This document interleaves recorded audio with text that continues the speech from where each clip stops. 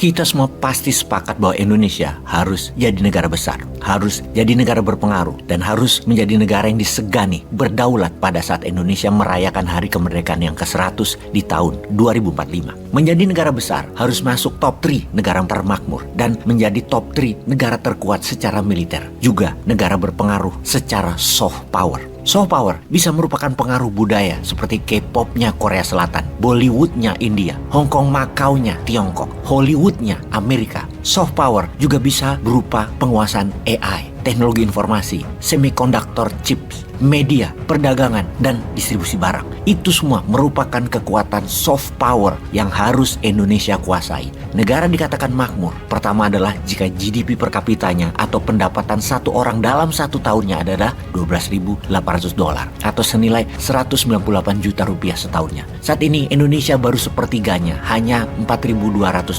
setahun atau 65,1 juta rupiah. Kalau secara PDB negara Indonesia saat ini baru 1,15 triliun dolar nilainya, dan untuk menjadi negara makmur harus naik ke 3,5 triliun dolar, naik 3,5 kali dari sekarang atau naik 350% dalam 22 tahun ke depan. Sementara kita semua tahu dalam 9 tahun ini naiknya hanya dari $3.400 per kapita menjadi $4.200 per kapita atau hanya naik 24% saja dalam 9 tahun. Hal ini menunjukkan satu hal, bahwa ekonomi Indonesia masih belum berdaulat. Selama 5 presiden dari Soeharto sampai SBY kita bersama Amerika, dan selama 2 periode ini kita bersama Tiongkok. Sekali lagi kita bertanya, apakah lebih baik bersama Amerika atau lebih baik bersama Tiongkok? Kita harus berkaca ke depannya. Masih mau bersama keduanya? Balik lagi ke Amerika? Atau tetap dengan Tiongkok? Atau pilihan ketiga bersama New Mind, bersama New Economic Model, bersama Post-Keynesian? Kita luaskan lagi.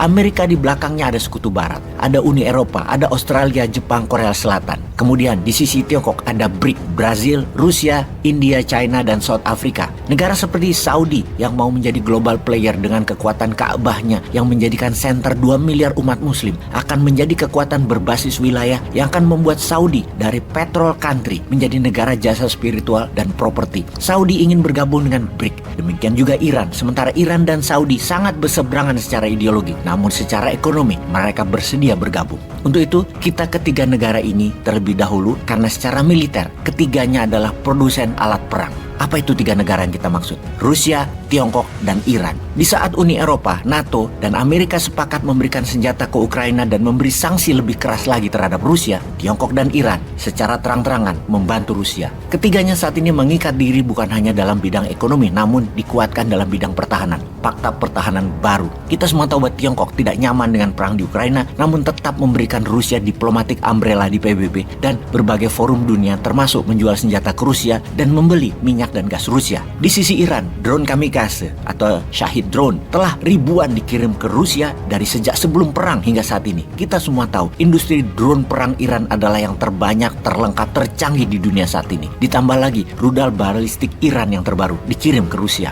Melengkapi data tersebut, ketiga pemimpin negara tersebut 2 tahun ini telah sering bolak-balik saling mengunjungi. Bahkan ketika video narasi ini dibuat, Wang Yi, diplomat Tiongkok tertinggi, ada di Rusia saat ini. Baru-baru ini ketika pemimpin Rusia bertemu dengan petinggi Iran, Raisi, keduanya sepakat membantu Bashar al-Assad agar Suriah tidak dibumi hanguskan Amerika dengan ISIS di belakang mereka, dan rakyat tidak berdosa dipakai tameng oleh ISIS. Iran dan Rusia akan terus berusaha agar al-Assad tetap berkuasa demi Suriah tidak jatuh ke Amerika. Walaupun Iran dan Suriah secara ideologi berbeda, sekali lagi ini politik. Rusia tetap bertahan di Suriah walaupun di Ukraina Rusia memerlukan bantuan, dan untuk itu Rusia bermain cantik di banyak front. Solusinya Tiongkok membantu. Pertama, bulan lalu Tiongkok dan Iran menandatangani program 25 tahun kedua negara kerjasama, dan kerjasama kali ini sangat dahsyat yang seakan membuat Iran adalah provinsinya Tiongkok, menggadaikan Iran ke Tiongkok. Namun hal itulah yang dibutuhkan Iran saat ini, perlindungan umbrella diplomatik, ekonomi, teknologi, dan uangnya Tiongkok juga membuat Iran menjadi member dari Shanghai Cooperation Organization,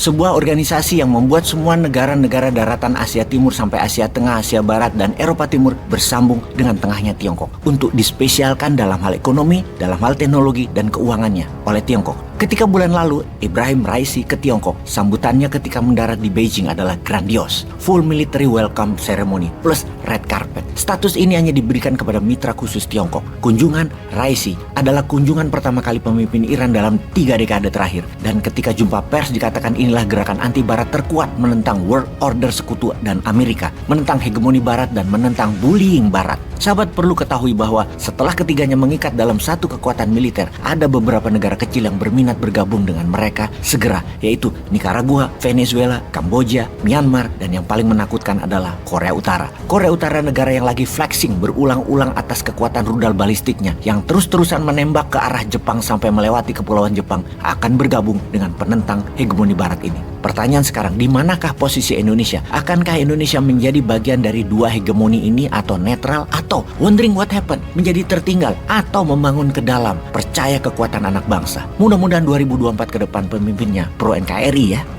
Peace.